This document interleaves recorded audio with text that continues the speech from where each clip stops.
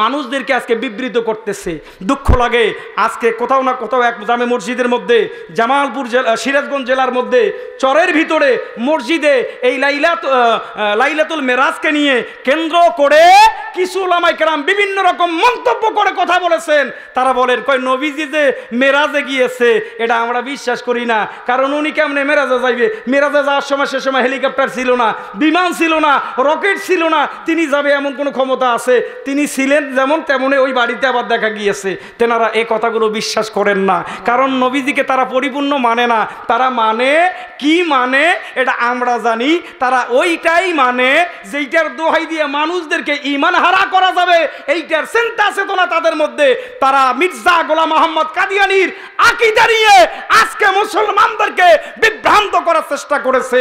এদের এজেন্সি করে এই বাটপারেরা এই দেশটাকে দখল করার চেষ্টা করতেছে। আল্লাহ তাদের হাত থেকে নবী প্রেমিকদের হেফাজত করুক। মহব্বতে চিৎকার মেরে বলুন আমিন। আরো জোরে বলুন আমিন। এই দরবারে হায়দারিয়াকে আরো শক্তিশালী করার জন্য এই বোর্ডহাট শুধু নয়, আহলে সুন্নাত ওয়াল জামাতের সর্বস্তরের ভাই বোনদেরকে বলবো, জানে মালে জীবনটাকে উৎসর্গ করে ওলি আল্লাহর দরবারে খেদমত করবেন। এই দরবারটাকে সুসজ্জিত করার জন্য বিভিন্ন রকমভাবে আপনারা চেষ্টা চালায়া যাবেন। কারণ আজকে ওলি আল্লাহদের ব্যাপারে, ওলি আল্লাহদের দরবারকে নিয়ে কিছু মুনাফেক তারা বিভিন্ন রকম অপব্যাখ্যা দিয়েছে এবং অনেক দুর্ঘটনা ঘটাইছে। এটা একমাত্র আমাদের মতো সুন্নি জামা আকীদার ভাইদের দুর্বলতার কারণে, আমাদের একাগ্রতার কম, আমাদের ভালোবাসার কমের কারণে বাংলাদেশের বিভিন্ন জায়গায় তারা মাজারগুলোর মধ্যে আঘাত হানিছে। জোরে বলেন ঠিক কি না? অনেক মাজার ভাঙছেন। আরে ভাঙ্গা কি তোরা পার পাইছো? মাজার ভাঙছে যারা, তারা বিপদে পড়ছেও তারা। কি কোন ঠিক কি না? এখনো সংশোধনের জন্য আমি তাদেরকে উদাত্ত আহ্বান করতেছি, বাংলাদেশের জমিনে তোমরা যতটা মাজার ভাঙছো, এই মাজারগুলোকে যদি পুনরায় আবার নির্মাণ না করে দাও, আর তাহলে আমরা এতটুকুই বলতে পারি, আল্লাহর গজব অবশ্যই আসতেছে। এই গজব থেকে তোমরা রক্ষা পাবা। জোরে বলেন পাবা। যদি এই দেশের জমিনে ওলি আল্লাহদের পক্ষে থেকে রাষ্ট্রকে শক্তিশালী করার জন্য আমাদেরকে একাগ্রতা ভূমিকা পালন করতে হয়, আমরা জীবন দিয়ে হলেও করব। কি বলেন ঠিক কি না? জোরে বলেন ঠিক কি না? আল্লাহ কবুল করে দেখ। মহাপদে বলুন আমিন। ওলি আল্লাহদের পথেই একমাত্র মুক্তির পথ, ওলি আল্লাহদের পথেই একমাত্র সঠিক পথ। এ পথ ছাড়া যত পথ দেখবেন এগুলো সব ধোঁকাবাজি পথ, এগুলো ব্যবসায়ীর পথ, এগুলো মানুষকে ধোঁকা দেওয়ার পথ। আল্লাহ যেন ওলি আল্লাহদের পথে থাকার আমাদের তৌফিক দান করে দেয়। মহাপদে বলুন আমিন। আরো জোরে বলুন আমিন। আমার ভাইরা, ইহুদি অসুস্থ অবস্থায় বসে আছেন, আমার নবীজি ঘর থেকে বের হয়ে সামনে যাচ্ছেন। নবীজি বলতেছেন ইহুদি খাওয়ার কারণে তার তো ডিসেন্টারি হয়েছে, এত আর অবস্থা খুব খারাপ, চলতেও পারবে না। ইহুদির পাশে গেলেন। ইহুদি চিন্তা করতেছেন হয়তো এই জায়গায় আমি একটু হেফাজত আছি, সেফে আছি, সকাল হলে একটু সুস্থ হলে আমি আবার পালায়া যাব, কারণ সাহাবীরা দেখলে আমার অবস্থা খারাপ করবে। এই চিন্তা ইহুদি বসে আছে। কিন্তু আমার নবীজি ইহুদির পাশে যাইয়া মাথায় হাত দিচ্ছে। মারহাবা কোন? আমার নবী কিসের নবী? রহমতের নবী। কিসের নবী? জোরে বলেন কিসের নবী? রহমতে আলম নবী, নূরে মুজাসসাম। বলেন রহমতে আলম নবী, নূরে মুজাসসাম। সাহাবীরা আতর বানায় ওই নবীজির ঘাম। বলেন সাহাবীরা আতর বানায় ওই নবীজির ঘাম। জোরে রহমতে আলম নবী, নূরে মুজাসসাম। বলেন রহমতে আলম নবী, নূরে মুজাসসাম। সাহাবীরা আতর বানায় ওই নবীজির ঘাম। বলেন সাহাবীরা আতর বানায়। চিনো জানো মানো কেমন আমার নবীজি, যাহারে পাগল চন্দ্র সূর্য তারকারাজি। তোমরা আরো শুনবানি সুন্দর কাহিনী বলেন আরো শুনবানি সুন্দর কাহিনী জান্নাতের রুমে রুমে লেখা নবীর নাম বলেন জান্নাতের রুমে রুমে লেখা নবীর নাম বলেন যে চিনেছে সে পেয়েছে বলেন যে চিনেছে সে পেয়েছে পাহাড় পর্বত গাছপালা দিয়েছে সালাম বলেন পাহাড় পর্বত গাছপালা দিয়েছে সালাম বলেন রহমতে আলম নবী নূরে মুজাসসাম রহমতে আলম নবী নূরে মুজাসসাম সাহাবীরা আতর বানায় ওই নবীজির ঘাম জোরে জোরে বলেন মারহাবা ইহুদি গাছের নিচে বসে নবীজি আর জোরে বলেন একটু জোরে বলেন কষ্ট লাগতেছে ইহুদি সাকায় দেখতেছে আমার নবী রাহমাতুল্লিল আলামিন পাশে থরথর করে কাঁপতেছে কয় এমনিতে আমি ভাবছিলাম যে জীবন যাই যাই অবস্থা নবী আসা মানে সাহাবায়ে কেরাম আসতেছে যদি ওমর আসে যেই ওমর রাস্তা দিয়ে চললে আধা ঘন্টা পর্যন্ত ওই রাস্তায় শয়তান চলতো না মারহাবা কোন জোরে জোরে চিৎকার মেরে বলুন আল্লাহু আকবার হাওয়ার গাড়ি হাওয়ায় চলে তেলের গাড়ি তেলে চলে বিলা তেলে সালাম গাড়ি নবী সুলাইমান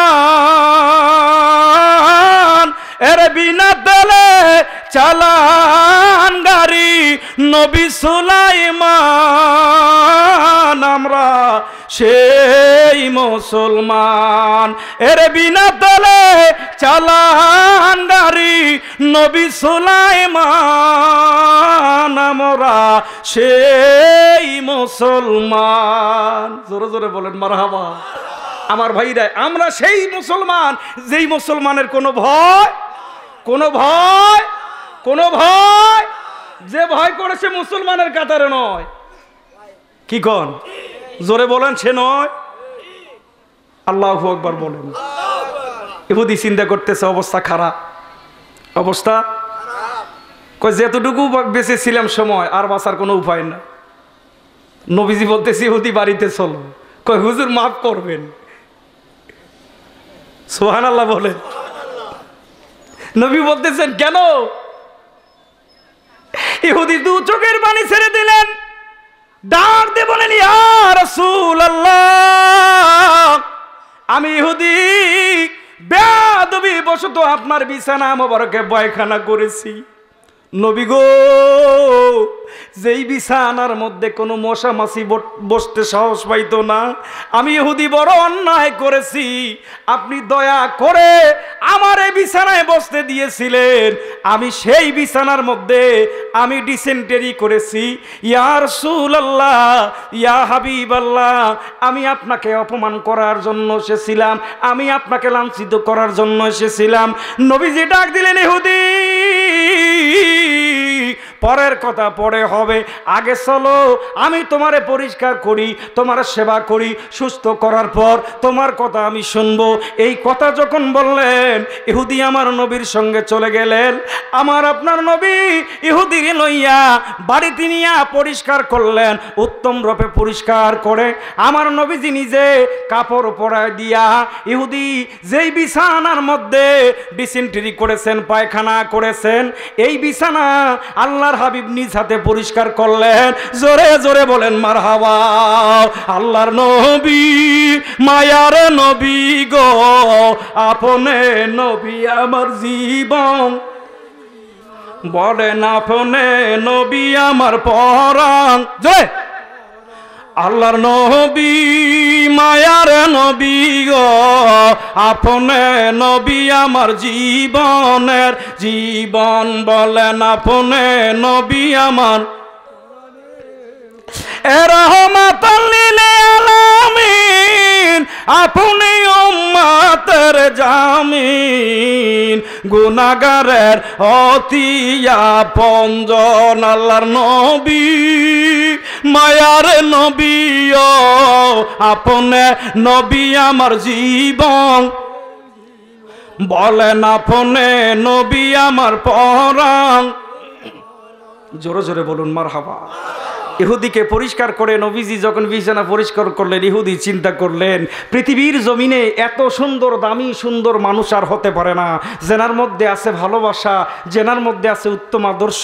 আল্লাহ পাক এজন্য বললেন ওয়া ইন্নাকা লাআলা খুলুকিল আযীম, আমার আল্লাহ পাক নবীজিকে এত উত্তম আদর্শে প্রতিষ্ঠিত করেছেন যে আদর্শের মধ্যে কোনো তুলনা হয়। জোরে বলেন হয়। ইহুদি নবীজির ডাক দিলেন, ইয়া রাসূলুল্লাহ,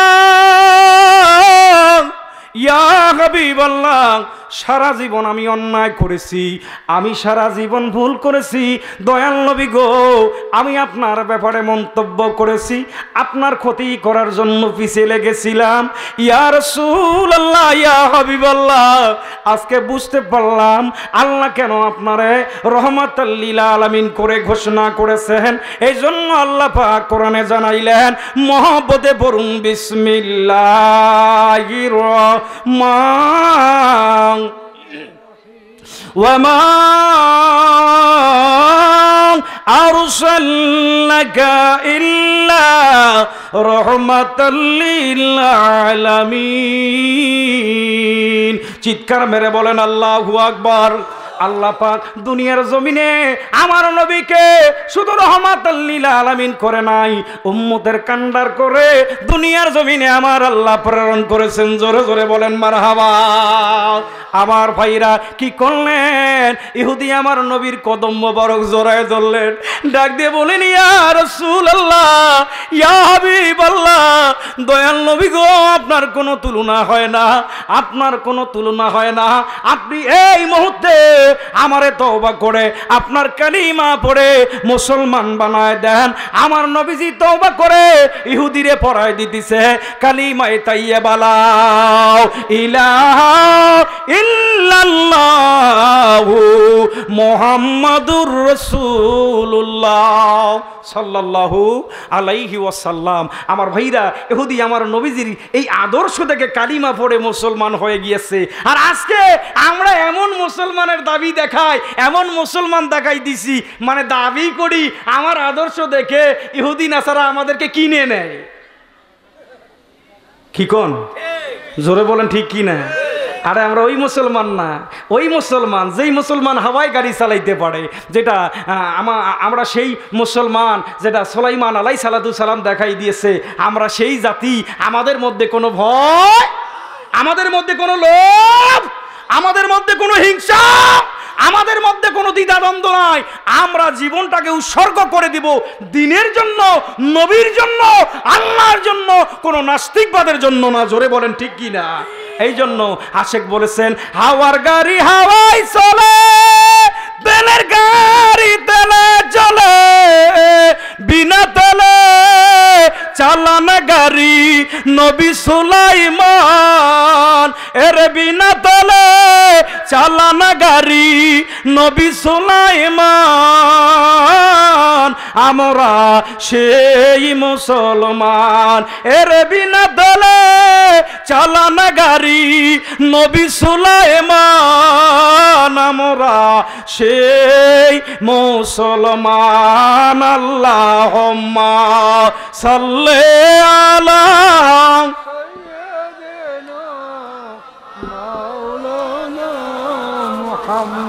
জোরে আলা সাইয়্যিদানা আল্লাহর অলি খুশি হইলে আমার দয়াল নবীজি খুশি হয়, নূর নবীজি খুশি হলে আমার আল্লাহ তাআলা খুশি হয়। আল্লাহুম্মা সাল্লি সাইয়েদেনা মাওলানা ওয়ালা আলে সাইয়েদেনা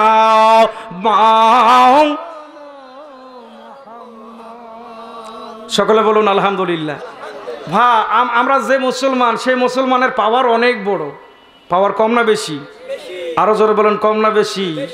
আমার ভাইরা, আমাদের এই সুন্নিয়া অলি আল্লাহর জগতের মধ্যে একজন অন্যতম আল্লাহর অলি, যেনার কেতাব পড়ে আজকে অনেক ওলামায়ে কেরাম কেতাব পড়ে আলেম হয়েছেন, হাজী আল্লামা এমদাদুল্লাহ মুহাজিরে মাক্কি রহমাতুল্লাহ আলাইহির জীবনের একটা ঘটনা, কারামত। একটা কথা না বললেই নয় আমার ভাইরা। হাজী আল্লামা এমদাদুল্লাহ মুহাজিরে মাক্কি রহমাতুল্লাহ আলাইহি কত বড় একজন দরজার অলি ছিলেন। তাকায়া দেখেন আল্লাহর অলিদের পাওয়ার কি দিয়েছে। আল্লাহর অলিরা কি পাওয়ার নিয়ে এই ধরাধামে এসেছে। উলামায়ে কেরাম সব জানার পরও না জানার ভান করে থাকে। জানে না এমন কথা না, জানে না এমন কথা না, কিন্তু মানে না। কি বলেন, ঠিক কি না? মাদ্রাসায় সবে আছে, কিন্তু পড়তে গিয়ে ওই জায়গাটা তাদের মধ্যে পড়ার পরেও একটা দুর্বলতা, সেটা হচ্ছে দুনিয়াবি লোভের কারণে। এটা দুনিয়াবি লোভের কারণে। আল্লাহ তাদেরকে হেফাজত করুক, মহব্বতে বলুন আমিন। হাজী আল্লামা এমদাদুল্লাহ মুহাজিরে মাক্কি কত বড় নবীর প্রেমিক ছিলেন, সুবহানাল্লাহ কোন? আরো জোরে বলেন, নবীর প্রেমটা কত বড়, নবীর প্রেমিকরা কত বড়। হাজী এমদাদুল্লাহ মুহাজিরে মাক্কি, তেনার বাড়ি ভারত। সেই ভারত থেকে তিনি মাঝে মাঝে হাওয়ায়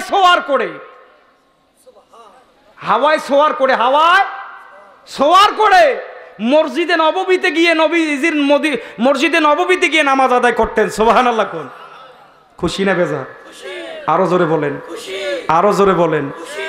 কেউ বুঝিতে পারে না রে ওলি আল্লাহর খেলা, ও হয় কামেল পীরের খেলা। মারহাবা কোন? ওলি আল্লাহদের খেলা বোঝা বড় দা। কি বলেন, ঠিক কি না? ওলি আল্লাহরা যেটা দেখায় এটাকে হাদিসের ভাষায় বলা হয় কারামত। কারামাতুন আউলিয়া হাক্কুন। ওলি আল্লাহদের কারামত সত্য এবং বাস্তব। যারা মানে তাদের ঈমান আছে, যারা মানে না তাদের ঈমান, জোরে বলেন, ঈমান। ওলি আল্লাহর কারামত, নবীর হলো মুজেজা, নবীজি আর জোরে বলেন, নবীর প্রেমিক তারাই হবে। এখন আমার কথাগুলো তো সিরিয়াল মিলেন।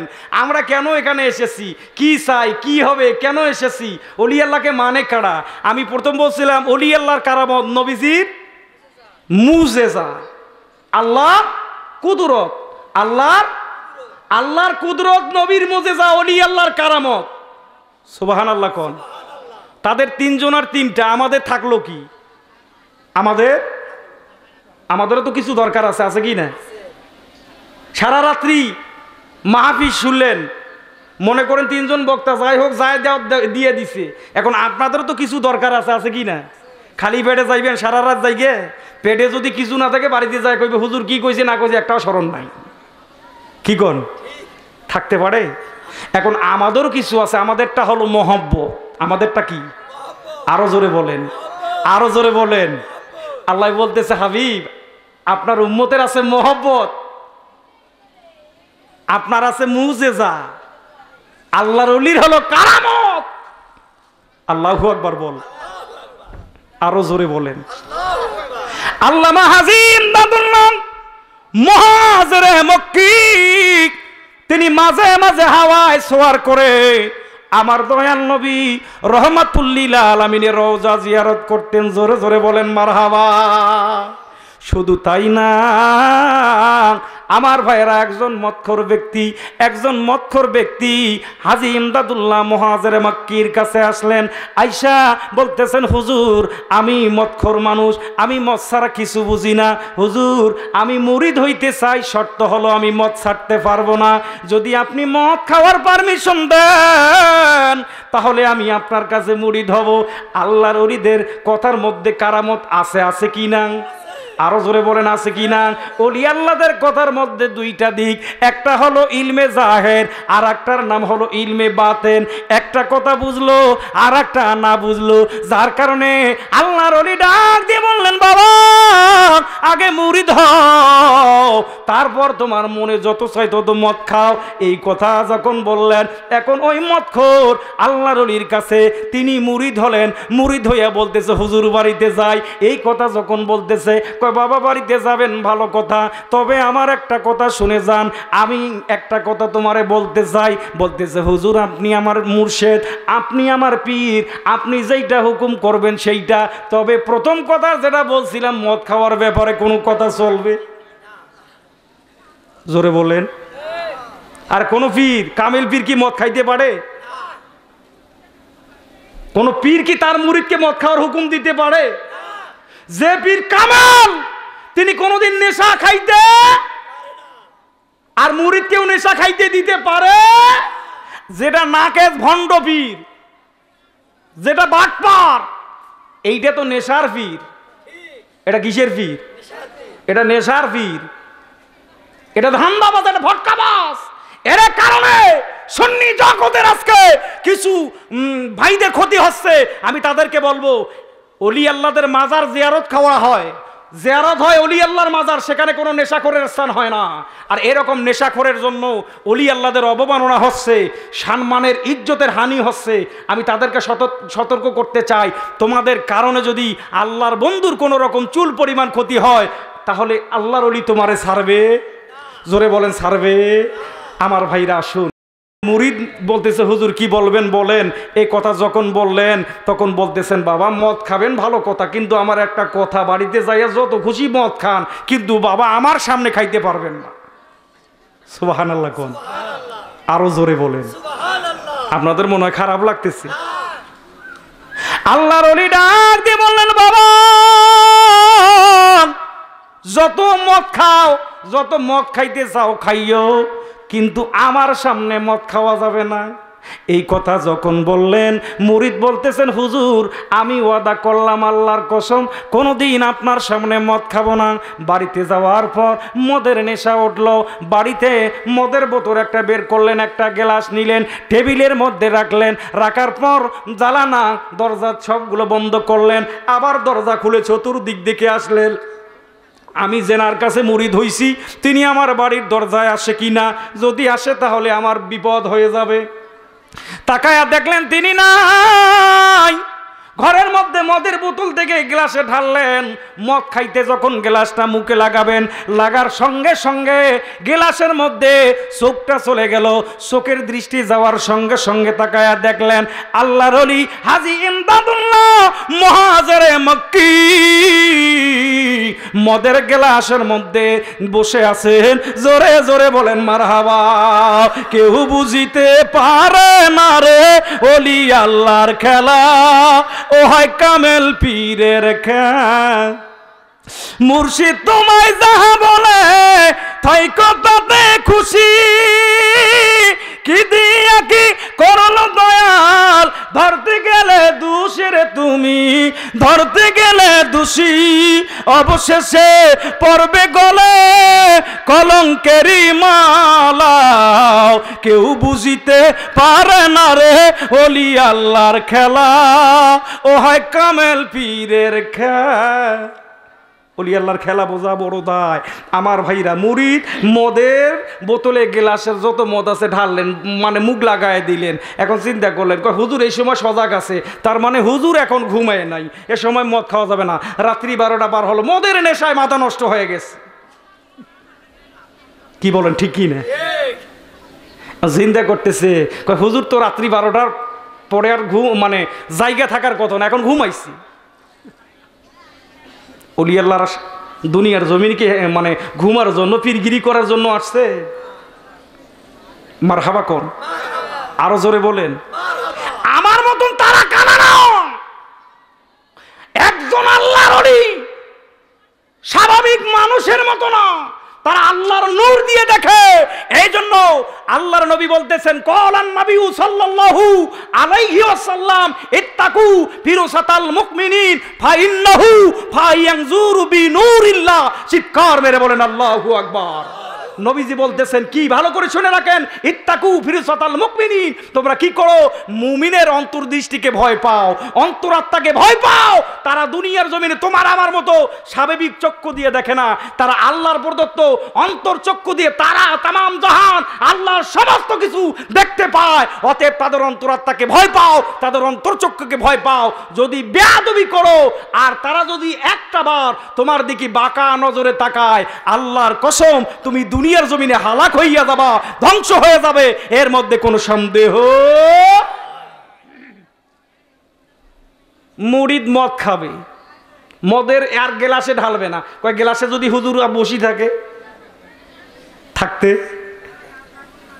এখন মদের মুখাটা খুললেন, খুলে মদের বোতল মুখে নিবি, নেওয়ার সামনে দেখতেছেন মদের বোতলের মধ্যে আল্লাহর ওলি হাজী ইমদাদুল্লাহ মহাজেরে মাক্কি রাহিমাহুল্লাহু তাআলা বসে বসে ডাক দিয়ে বলতেছেন, বাবা তুমি আমার কাছে ওয়াদা করছো আমার সামনে কোনো দিন মদ খাবা না। জোরে জোরে বলেন মারহাবা। মদের বোতল ফেক দিলেন, দরজা খুলে হাজী ইমদাদুল্লাহ মহাজেরে মাক্কি তেনার বাড়ির উদ্দেশ্যে রওনা হলেন। দৌড়াইতে দৌড়াইতে শরীরটা ক্লান্ত হয়ে গেছে। দরজার মধ্যে গভীর রজনীতে ডাক দেয়, হুজুর। বলতেছেন, বাবা কে? হুজুর আমি। দরজা খুলে দেখতেছে মুরিদ, মারহাবা বলে। বাবা এত রাত্রি কেন? হুজুর এত রাত্রি আসার কারণ হুজুরের কদম মোবারক জড়ায় ধরলেন। হুজুর আমি বিশাল বড় বিপদে পড়ে গিয়েছি। সুবহানাল্লাহ। আরো জোরে বলেন, আমার মুর্শিদ গুণমণি রে লোহার বা নাইলা কাঞ্চা সোনা। আল্লাহু আকবার বলেন। ওলি আল্লাহরা পারে কি না? আরে মুর্শিদ নামদার হইয়াছে সাধন, বিনা দুধে দই পাতায় তারা উঠাইছেন মাখন। সেই মাখনকে ভক্ষণ করলে মরণের ভয় রবে না। আরে বা নাইলা কাঞ্চা সোনায় আমার মুর্শিদ পরশ মনি গো, লোহার এবং নাইলা কাঞ্চা সোনা। জোরে জোরে বলেন সুবহানাল্লাহ। আমার ভাইরা মুরিদ পীরের পা জড়ায় ধরে ডাক দে বলে, হুজুর আমি আপনার কাছে ওয়াদা করছিলাম আপনার সামনে কোনোদিন মদ খাবো না। হুজুর গো আপনার কাছে ওয়াদা করার পর ওয়াদা রাখতে পারি নাই। আপনি আমারে বলছেন মদ খাইতে পারবা, কিন্তু আমার সামনে খাইতে পারবা না। আল্লাহর ওলিদের কথার মধ্যে ইলমে বাতেন লুকায়িত রয়ে গেছে, যার কারণে মুরিদ বুঝতে পারে নাই। মুরিদ বলে, হুজুর আপনি তাড়াতাড়ি আমারে তওবা করান, তওবা করায়া আবার কালিমা পড়ে মুসলমান বানায় দেন, আমারে মুরিদ বানায়া আপনার কদমের খাদেম বানায়া নেন। জোরে জোরে বলেন মারহাবা। আমার ভাইরা এই জন্য মানুষ কেন আল্লাহর ওলির কাছে যায়? আল্লাহর ওলির কাছে গেলে এই দেহটা পবিত্র করে নেওয়া যায়, অন্তরাত্মার চক্ষুটাকে খুলে নেওয়া যায়। আল্লাহ এই জন্য বলতেছেন, ফি কুলুবিহিম মারদুন ফাযাদাহুমুল্লাহু মারদান। আমার আল্লাহ যাদের অন্তরের মধ্যে মোহর মেরে দিয়েছে, এই মানুষগুলো কোনোদিন ভালো কাজটাকেও ভালো মনে করতে পারে না। তারা দুনিয়ার জমিন সবটাকে খারাপটাকেও ভালো রূপান্তরিত দেখে। জোরে বলেন ঠিক কি না? এই জন্য আমার আল্লাহ কোরআনুল কারিমে বলতেছেন, মান কানা ফি হাযিহি আমা ফাহুয়া ফিল আখিরাতি আমা। এই মানুষগুলোকে আমার আল্লাহ হাসর ময়দানে অন্ধত্ব করে উঠাবে।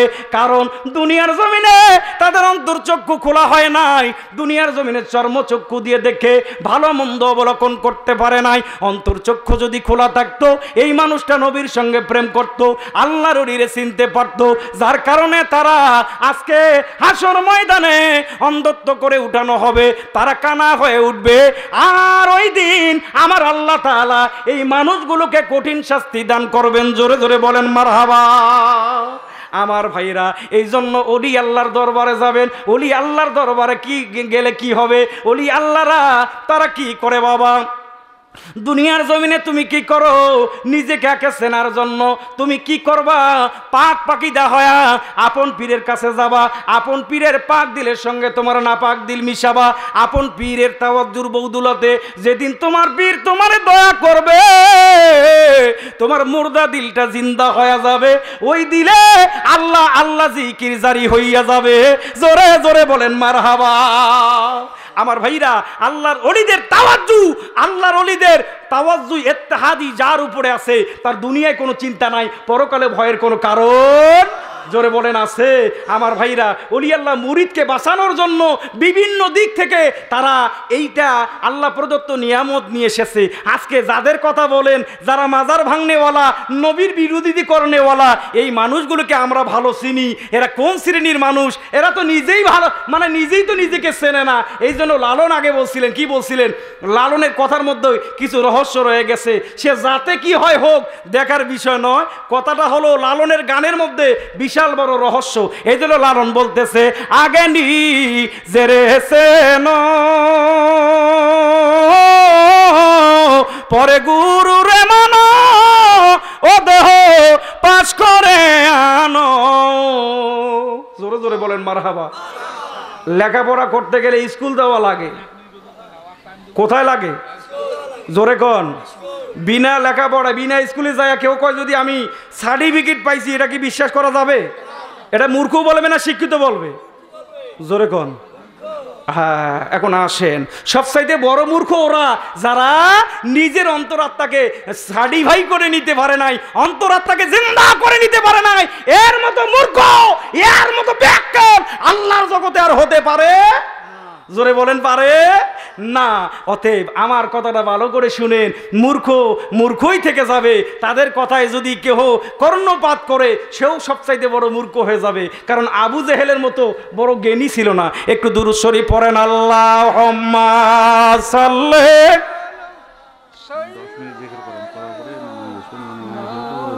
আচ্ছা, মানে আড়াইটার সময় মনে ধরাবো। আচ্ছা, ওয়ালালে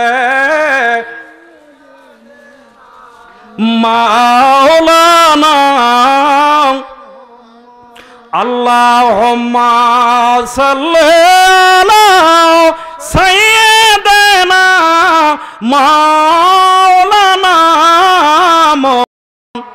ওয়ালা আলি সাইয়্যিদিনা মাওলানা। সকলে বলুন আলহামদুলিল্লাহ। আমার ভাইরা, আমি কথার দিকেই কথা একটু এই জন্যই নিয়ে গেলাম।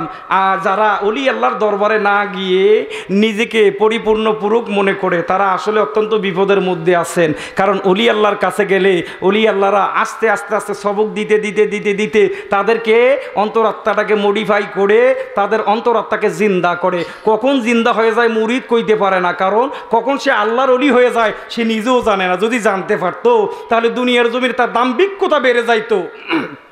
এজন্য ওলি আল্লাহরাই একমাত্র ওলি আল্লাহ বানাইতে পারে। আর আমরা যারা ওলি আল্লাহর দরবারে এসেছি, ওলি আল্লাহর উরুস মাহফিলে এসেছি, আমাদেরকে ওলি আল্লাহ হইতে হবে। ওলি আল্লাহ যদি না হইতে পারি আমরাও বিপদগ্রস্ত হয়ে যাব। জোরে বলেন ঠিক কি না? আরে ওলি আল্লাহর দরবারে ওলি আল্লাহ যায়, ওলি আল্লাহর দরবারে আরো জোরে বলেন, ওলি আল্লাহর দরবারে কে যায়? ওলি আল্লাহ যায়। এজন্য আমি আপনাদের বলতে চাই, বাবা এই হায়দারিয়া দরবারের যে সমস্ত ভাইরা আজকে এসেছেন, যারা রাস্তাঘাটে চলাফেরা করছেন, আমি জানি এই দরবারগুলোকে নিয়ে বিভিন্নজন বিভিন্ন মন্তব্য করেন। তোমরা যতই চেষ্টা করো না, কোনো পীরের দরবারে এখন যাইয়া দেখো কোন বাপের বেড়া আছো, একটু সময় হাত লাগাইয়া দেখো, বাংলাদেশে আহলে সুন্নাত ওয়াল জামাত এখন সোচ্চার, এখন তারা রটপথে ভাবে তারা উঠে পড়ে লেগেছে। জীবনের বিনিময় হলেও সুন্নিয়াতকে টেকার জন্য, আল্লাহর ওলিদের আদর্শকে টেকার জন্য তারা জীবনকে কোরবান করবে। কিন্তু এরকম ওয়াহাবিবাদকে মেনে নিতে রাজি আর না। অতএব ওহাবিদের সঙ্গে আমরা কখনো ঐক্যবদ্ধ হইতে পারি না, ওহাবিদের কাছে আমরা কখনো মাথা নত করতে পারি না, আমাদের জীবন দিতে রাজি, নাস্তিকের কাছে মাথা পরস্ত করতে রাজি না। আল্লাহ কবুল করেন, এক মহব্বতে বলুন আমিন। আল্লাহ যেন ওলি আল্লাহদের কদমে থেকে আমাদের বাকি জিন্দিগিটাকে সুন্দর করে মজবুত করে ওলি আল্লাহদের কদম আঁকড়ায় ধরে উদযাপন করার, জীবন যাপন করার তৌফিক দান করে দেয়। মহব্বতে বলুন আমিন, আরো জোরে বলুন আমিন।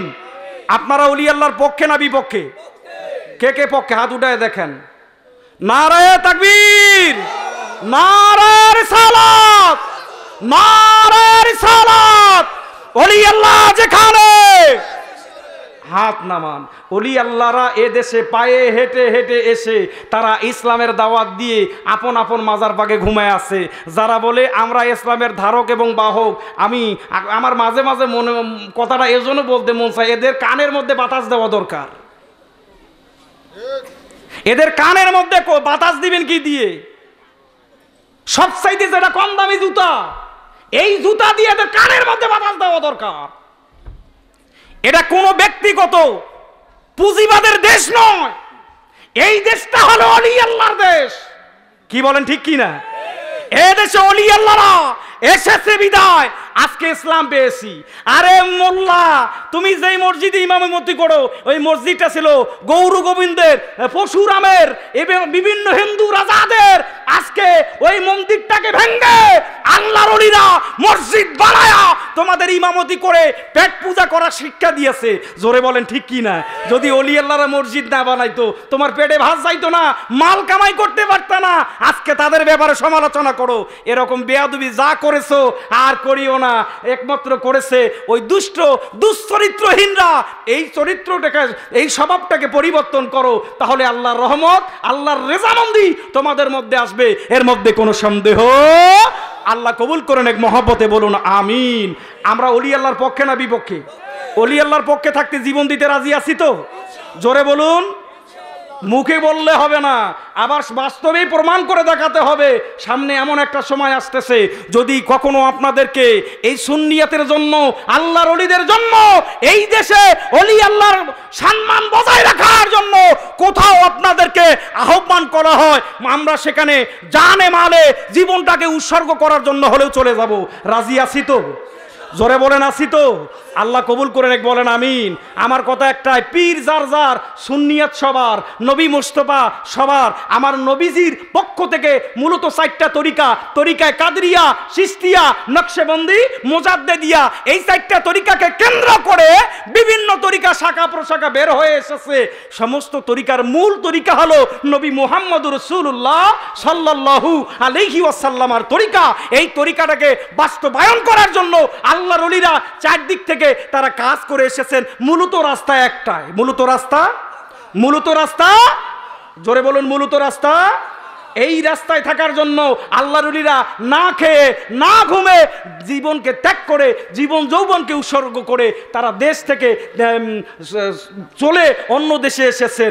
আমার ভাইরা, রংপুরে মাওলানা কারামত আলী জৌনপুরি রংপুরি সাহেব এসেছেন, বগুড়ার জমিনে মাওলানা শাহ সুলতান সোয়ারে মাহি মাহমুদ বালকি রহমাতুল্লাহ আলাই তিনি এসেছেন। তিনি একা আসেন নাই, নেত্রকোনায় আরেকজন আল্লাহর ওলি ছিলেন মাওলানা শাহ কমরউদ্দিন রুবি রহমাতুল্লাহ আলাই। 2 জন আল্লাহর ওলি একটা মাসের সাওয়ার করে তেনারা বাংলা আরব সাগর পাড়ি দিয়ে তারা বাংলাদেশে এসে কালিমার দাওয়াত দিয়ে তারা আজকে মসজিদ মাদ্রাসা বানায়া, মুসলমান বানায়া আপন আপন মাজার পাকে ঘুমায় আছে।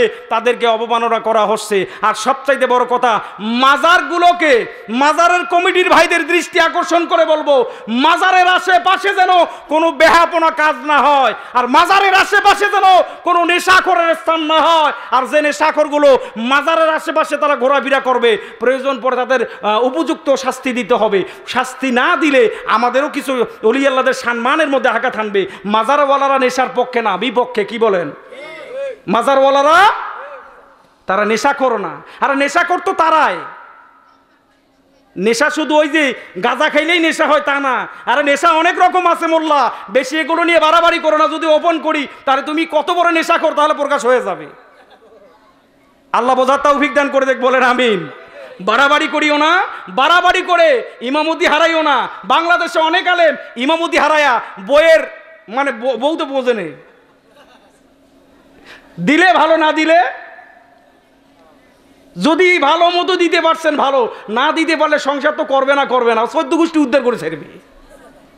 অতএব নিজে বাঁচো, অন্যকে বাঁচার চেষ্টা করো, আল্লাহর ওলিদের কদমে থাকো, নবীজিকে ভালোবাসো, তাহলে দুনিয়ায় শান্তি, আখেরাতে আল্লাহ নাজাত দান করবে। মহব্বতে বলুন আমিন।